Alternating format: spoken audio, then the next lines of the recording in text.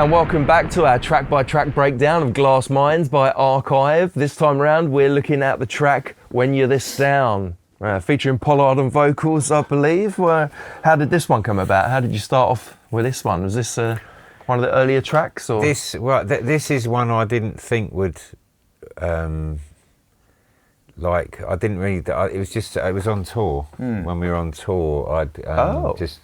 wrote because when me and Dan both when we're on tour when we're sitting around in the daytime we just write stuff. I've seen you both do this. I'm surprised how you're constantly at it. I've turned up to see you backstage and you both have your laptops out and working away on the next album. A lot of sitting around, so it's a good way of doing it. Of course. I mean, Dan's even more than me because he's doing all the film stuff as well as writing music. So. Or he's always working on a remix in the corner, Yeah, so I kind of have bursts of it and then go and annoy everyone. Completely bored.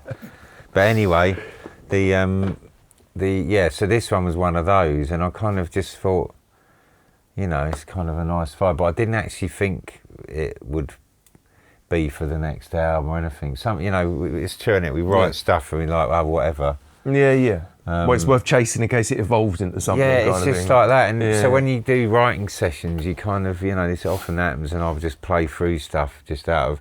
I remember listening to it again and thinking, oh, that's quite interesting. And then I played it. We were down in Cornwall, and I played it to I said, what do you reckon of this? And immediately Dan and Pollard loved it. Great. And so Dan started writing some lyrics. And the timing of it was, you can tell about his mum, Yeah, that's true. He'd been there. He was going through a very hard time, his mum passing. Of course. And he was having, he's kept having little meltdowns, didn't he? Really emotional. Yeah, and then, I don't know what inspired me to write When You're This Down, but I think it was, because it's actually quite an up track as well. Yeah, well it is, yeah. But, Yeah, I know, just my luck. Just finally done an uplifting tune, and what does he do? Fucking writes When You're This Down. Can't win. It's a bit of an ironic thing. It's almost like Smiths, isn't it? Where you've got an upbeat track, but kind of miserable sounding lyrics. Yeah. Exactly, yeah. It's nice the idea of just repeating things and, layering it, wasn't it? Like, with different melodies that... it's great. But that's what I love about Dan's lyrics, is that he can just... I don't think many people can get away with just being so literal, know.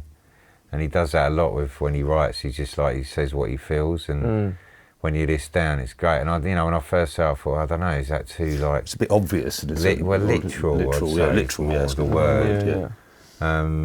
I wouldn't say it's obvious. No, it's not literal, but it always works when. And then when Pollard feels that, and then he starts writing stuff with it, it kind of all, if he's sincere about it, then it all works. Do you know what I'm saying? Well, that's the thing. I think we've talked about that on other tracks before, where it's all in the delivery and the context, really. It's hard. You can't really say that about something in and of itself until how it's delivered and the context it's delivered in, and then suddenly what you say is it's something so literal. It's just a bunch of words, or could always be meaningless without it. But with that emotive delivery and the dynamics of the music beneath it, suddenly it becomes this ethereal, meaningful thing. Yeah, and he really, obviously he was writing about his part of it, was writing about his experience he was going through. So really, it was a wonderful. And he's Pollard's got a great falsetto voice as well as his lower, more dirty, and in patterns where it's a lot more raw. But he's also got a very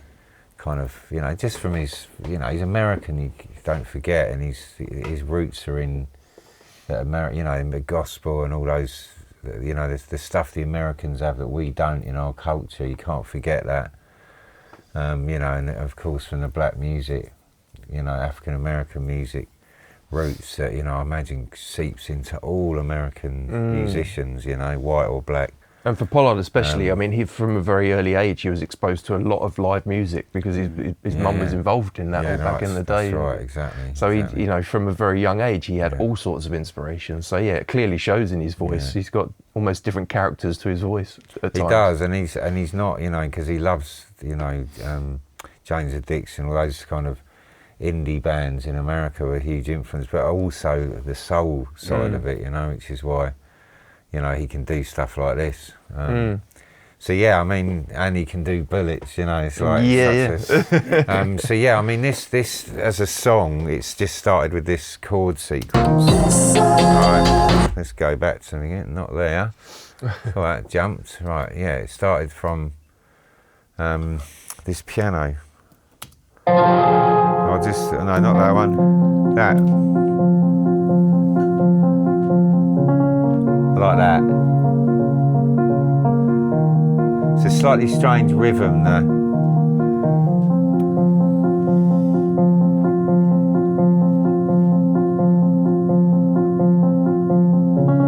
That. And then the beats. Oh yeah.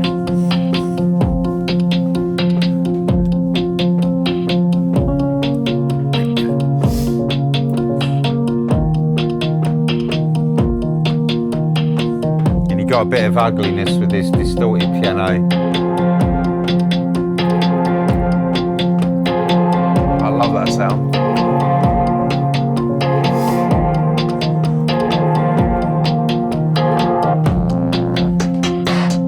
It's worth listening to this because the beats.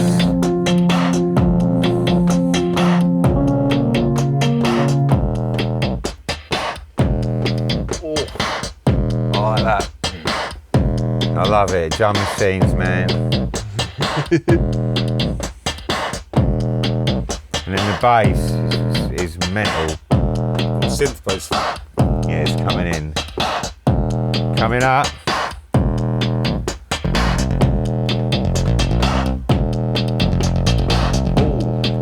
Wow.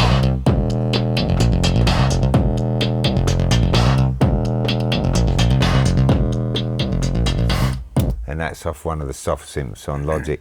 But that's going back to me and Dan's progressive house days, you know. I was going to say, yeah, that's a bit old school, isn't it? You know what I mean? Yeah. Yeah. I mean, but when you got a shit going on like that, right, with that sort of, it's got a real funk to it, don't you think? Yeah, completely. All right. So when you got this, so when you kind of get that thing.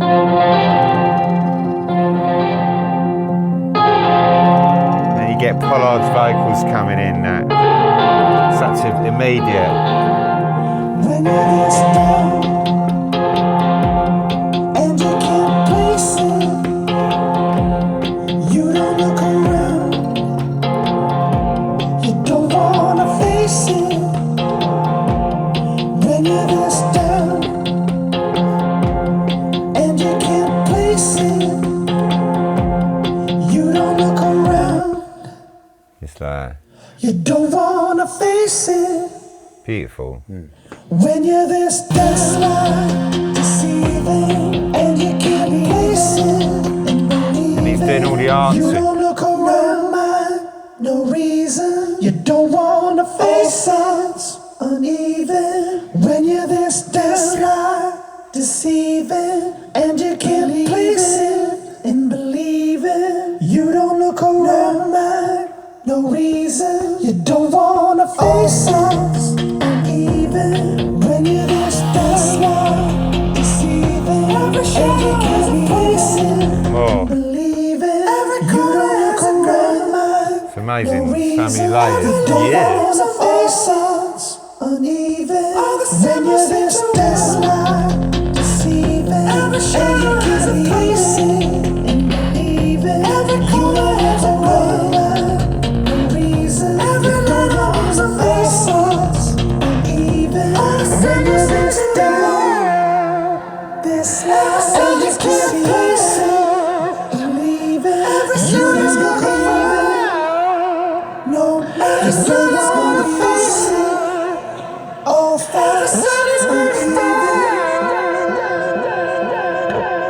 So let's get to it. So yeah, I mean, a lot of people probably would think too many vocals going on. It's like too jump, but it's not. It's all placed in such a sort of organic way. You know what I mean? Yeah, exactly. There's not much going on in the music. It's literally the beat, the riff. It's all about the syncopation. It's about really. Yeah, exactly. And it just kind of just makes it move in such mysterious, beautiful ways. And in that last vocal, we distorted because we wanted it to stand out a bit in a different way. It's a bit more intense. Yeah, it's a lot less sort of, a lot of time, especially with the cinematic atmospheric stuff we've been talking about on the opening tracks of the album, it's more about the dynamics of those, whereas this, it's not so much about the dynamics, it's more about that syncopation, the playing with rhythms. There's almost like polyrhythms going on even within the vocals, let alone everything else. So, exactly, me and Dan love doing stuff like that, and so does Pollard. You know, so it kind of is a really enjoyable track to do, you know, it really was. And I remember, so we had this instrumental break here, and we tried this, there's only a bit of live drums at the end, that's it.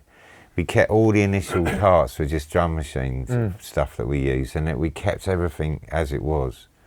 Because the live drums just made it feel, I don't know, it just disturbed it, that's the problem. Sometimes things add, sometimes things disturb.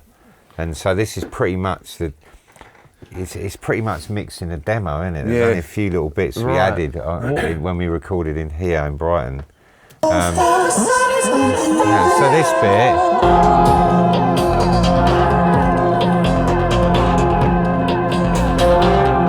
Getting that sound.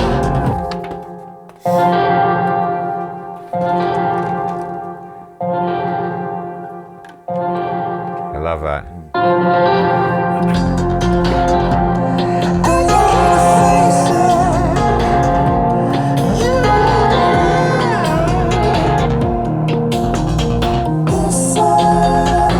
Cowbells. This comes in for like 2 minutes, that's it. And this next bit, vocals here.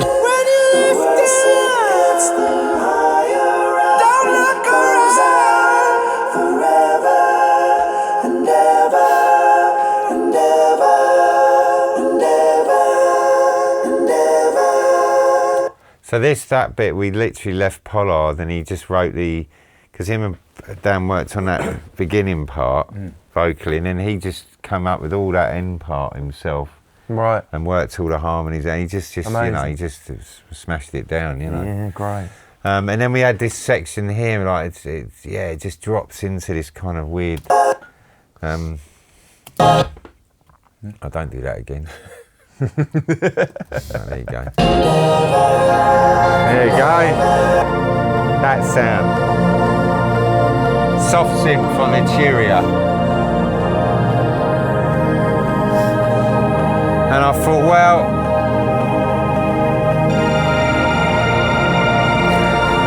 well, you know what? Fuck it, we got the brass section, so let's put some brass in.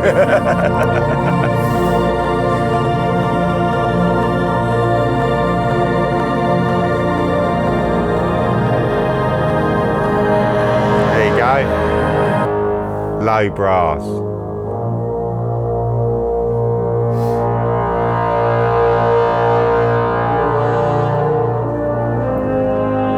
Love it. Nice. Now we're tying into more of the opening of the album. Yeah.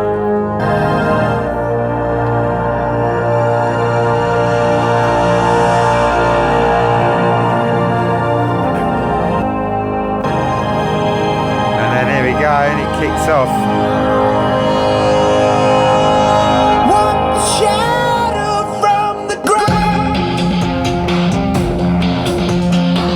Lovely guitar riff.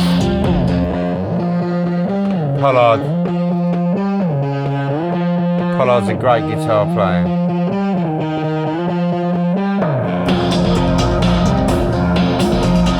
Right.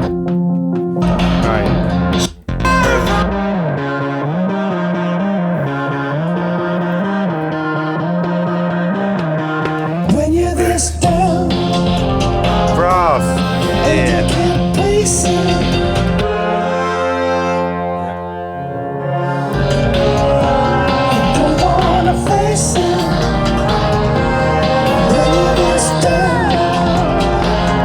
Love that.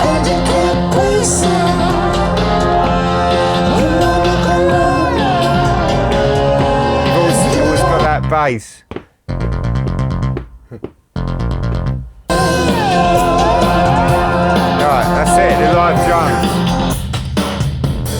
time we had live drums. There we go.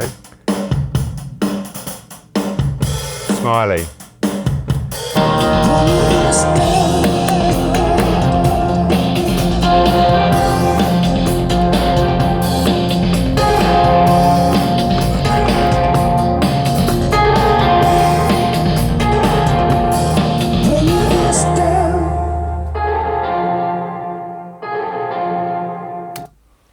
There you go. Amazing. What more can I say about it? I mean, well, yeah. What more can you say about it? it's a real, like, you know, you've heard. It's just so nice to show you all the parts, especially Pollard's vocals, because it's really, you know, and these are all the original takes in the barn. Yeah, amazing. You know? It was definitely you know, pulling out some stuff that I hadn't noticed listening to the It's quite handy for me actually, because I'm going to start remixing them all. So I'm actually hearing all the loads of parts separately. Yeah, right. Bloody handy. Yeah, excellent. But we didn't have many samples in this one, Dan, did we? I It was don't think all any. kind of. Yeah, we didn't. We tried. It's one of those. Don't disturb. Exactly. Because Well- I think the vocals are so. There's so many layers of vocals doing the syncopation stuff. I think it was hard to kind of use that space. Same reasons you for know? not bringing in the live drums. I think there's everything else is exactly. doing rhythm already, because you know it's not melodic as much as other tracks in the vocals. It's all very rhythmic rather than rather than melodic, and so overdoing it with that other stuff I think could have killed it. Yeah, exactly. But we tried, but it didn't work. Yeah, right. Well, Yeah, we try to to add things on everything, don't we? yeah, But some, yeah. as I said before, just don't work sample-wise. Yeah, sometimes. yeah. Sometimes they're just too, especially the ones I like, usually too dark sometimes. Yeah, well, sometimes the skill is in the taking out the right things rather than exactly, putting yeah. in the right things. Yeah, so excellent, great. All right. Well, thanks again for another breakdown of that track. So that was When You're This Down. Join us next time for a look at So Far From Losing You. Cheers.